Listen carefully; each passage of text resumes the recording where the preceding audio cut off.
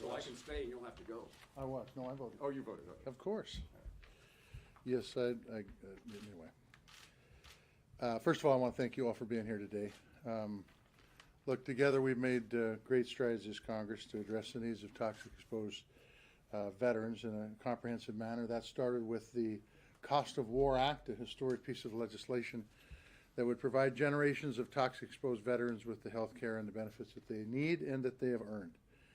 But the bottom line is that we need to keep this ball rolling on toxic exposure. Without swift action, more and more veterans are going to keep paying the price. That's why over the past few months, I've worked very closely with my good friend, Senator Jerry Moran, ranking member of the VA committee, on toxic exposure strategy that will get us one step closer to doing right by toxic exposed veterans. A solution consistent with the Cost of War Act that won't negatively impact VA's delivery of health care and benefits to veterans and can garner enough bipartisan support to get all the way to the President's desk. To accomplish that end, we've broken our work into three critical steps. Phase one is to provide greater access to health care for toxic exposure veterans. Phase two is to establish a new transparent process through which VA will determine future presumptive conditions. And phase three is to deliver overdue benefits to thousands of toxic exposure veterans who have been long ignored or forgotten. Today, we're here to proudly announce the first step of this three-phase approach, our Healthcare for Burn Pit Veterans Act. Right now, nearly 1/3 of the 3.5 million post 9/11 combat veterans are unable to access VA care. Many of these men and women were exposed to burn pits, and that is a serious problem. Some of these men and women may have assumed they would never need VA health care, but are now battling late emerging healthcare challenges, often a byproduct of toxic exposure. Some may have missed their window of VA eligibility, and some may have simply assumed that they were never eligible. But as more and more veterans report alarming rates of toxic exposure-related illnesses, one thing is abundantly clear. Without action, post 9/11 veterans will suffer as Vietnam veterans have. And every year, more toxic exposure veterans will pay the ultimate price while waiting for the treatment that they need. That's why this bill is so critical. It will offer access to life-saving VA care for every post 9/11 combat veteran impacted by toxic exposure. It will also bolster VA's ability to link toxic exposure conditions to military service and strengthen federal research on toxic exposure that will support our past and future generations of veterans. We're proud of this bill because it has garnered strong support from many veteran service organizations, including Disabled American Veterans, the Veterans of Foreign Wars, Wounded Warrior Project, Iraq and Afghanistan Veterans of America, the American Legion, and there will be more that come to the table. So this is a great start, but this is only our first step. Since the day I became chairman of the Veterans Affairs Committee, my top priority has been addressing toxic exposure in a comprehensive way. And I'll remain committed to that priority until we get that job done, and done right for the folks who have earned it.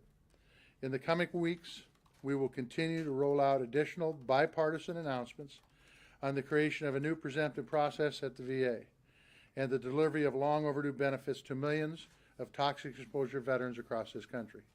In the meantime, we are seizing on immediate opportunity to advance legislation that will connect a generation of burn pit veterans with the care that they need, care that they can't wait for any longer. With that, I'll turn it over to Senator Jerry Moran.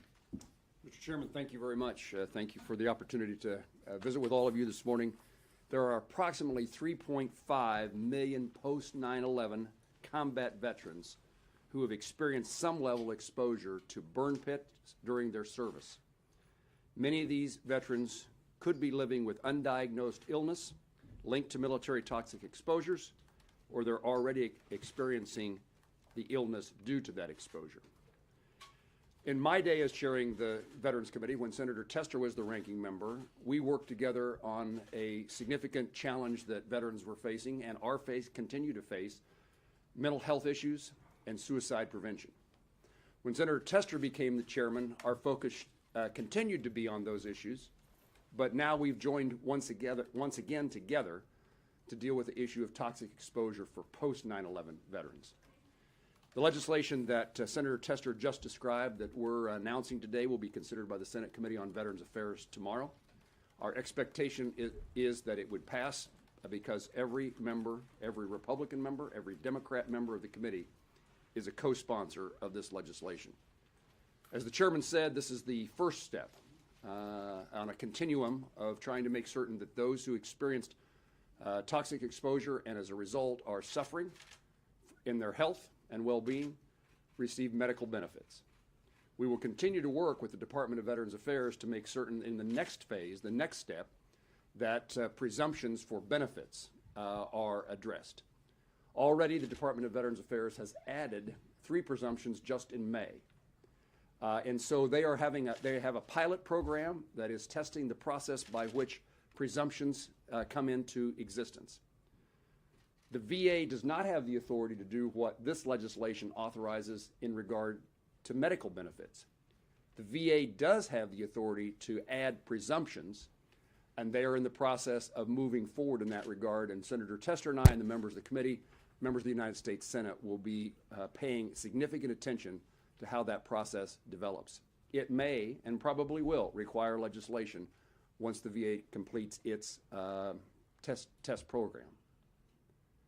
I think the value of this legislation is that we harm no other veteran. We slow no other veteran down in the process. And we're not taking advantage of veterans who are already in line, 250,000 claims now pending. We are providing the immediate needs of those veterans by providing health care. I'll be glad to respond to questions with Senator Tester. So this seems a bipartisan effort, and this is much needed right now, as we know. So with regards to the new competition bill that was introduced to the House to compete with China, improve our own innovation and technology, do you guys expect that will pass quickly in the Senate and maintain bipartisan support? The competition bill? Yeah. I think where we're headed for is a conference on USICA, the bill that passed the Senate with the competition bill in the House. The competition bill in the House has got some significant changes, and I don't think it can be pre-conference with the Senate bill. I think it's going to be a bona fide conference committee meeting. Sorry, can I just follow up? Do you expect it to change, the House version to change? Maybe I think there's a possibility both versions will change because that's typically what happens in conference. What are the priorities in that bill from your perspective? I would tell you that we would rather stick with the VA stuff, but I can talk with you offline. Jerry probably can too on what the priorities of that bill are for me. Maybe we may have different priorities, but the bottom line is I think the Senate passed a darn good bill, bipartisan bill, and the USICA bill that passed, and I'd like to keep the vast majority of it myself. I wanted to follow up on something you said, Senator Moran, about presumption being the next step. Why isn't that the step right now? What's happening in the House and set to likely pass next week is a different bill that includes presumption. It's comprehensive. Why not bring that together and conference that in the Senate? Two points there. One, the Department of Veterans Affairs has the authority, legal authority, to deal with presumptions, and they are in the process of doing so. They have in the past, and they have most recently as of May.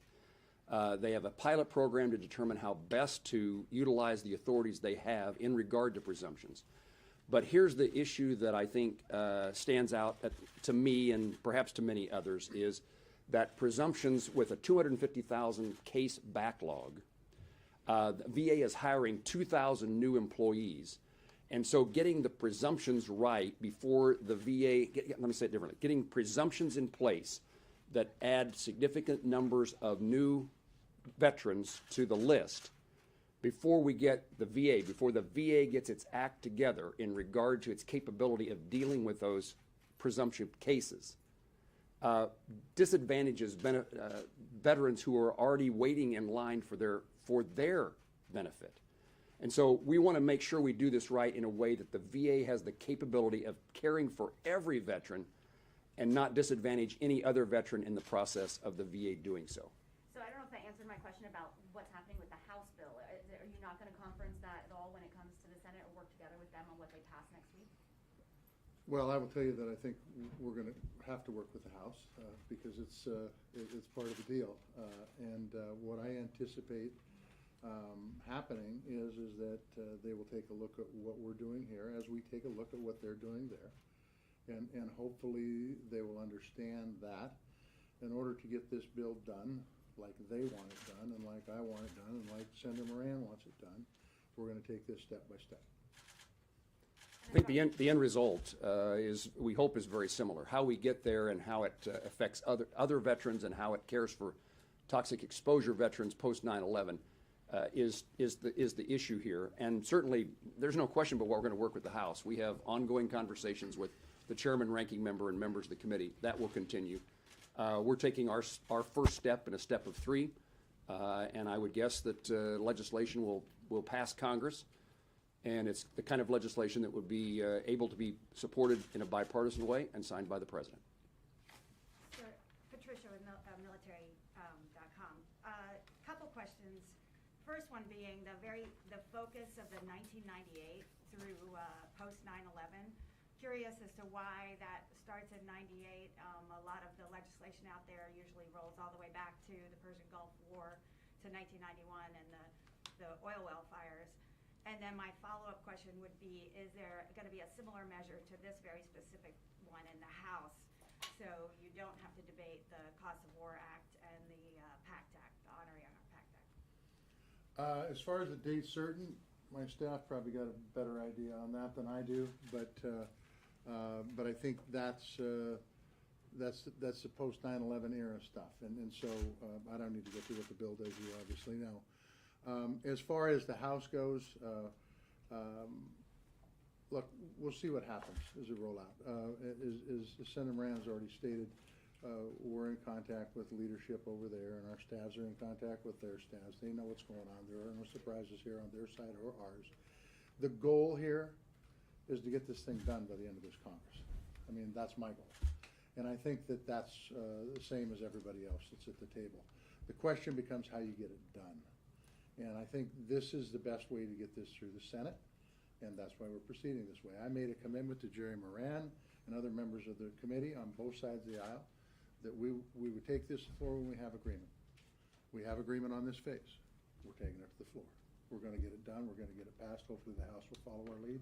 If they don't, if they don't, then we'll see what transpires after. It's my understanding there are House members who are looking at introduction of a companion piece of legislation in the House. You're both on appropriations. Is there any chance to get this on the omnibus? That's a question that really is, that's not really your question, Nancy. Your question is, how are we coming along in the appropriations process? Well, it sounded like, there's movement there. But if it comes together, would that be a potential vehicle for you? So my perspective is this. We'll get this out of committee tomorrow, as Senator Moran's already stated. There's a possibility we could put it on the omnibus, but I think people are going to want to require floor action. Not everybody that serves in the Senate serves on Veterans Affairs. And some people may not have a clue what's going on with toxic exposure in the Senate. So my guess is we'll probably have to get it off the floor before we could look to put it into an omnibus bill. Obviously a decision by the majority leader, but I would say that there's value, as Senator Tester said, in the full Senate understanding this issue and debating it and offering amendments. And it is the kind of legislation that shouldn't take a lot of floor time with the broad bipartisan support that this has generated and will generate. Any indication, obviously the bill has just been introduced, so we don't really know exactly how much it might cost, but any indication on CBO score when we would get that, or do you even have an estimate? We have an estimate, don't we? Well, how much is it? Just under $1 billion. Just under $1 billion. Thank you. Anything else? Thank you, Senator Moran. Thank you all very much. Senator Tester and I have worked well, and he's certainly lived up to his commitment that we do this step by step in a way that garners broad support for the benefit of veterans who served our nation. We both share, let me speak for myself, I agree with the concept by which he labeled a bill that he introduced, the Cost of War Act. Those who serve our nation, we can't be reluctant when the time comes that they need our help in return for their service, aren't cared for, both on the benefit side and on the health care side. And so we make a commitment, in my view, to those who serve that we will do our work, and this, again, is a step a big step in getting us to a point in which we're living up to that commitment and doing it in a way that's not damaging to other veterans. Thank you all. think we got yours. See ya. Thanks, Jerry.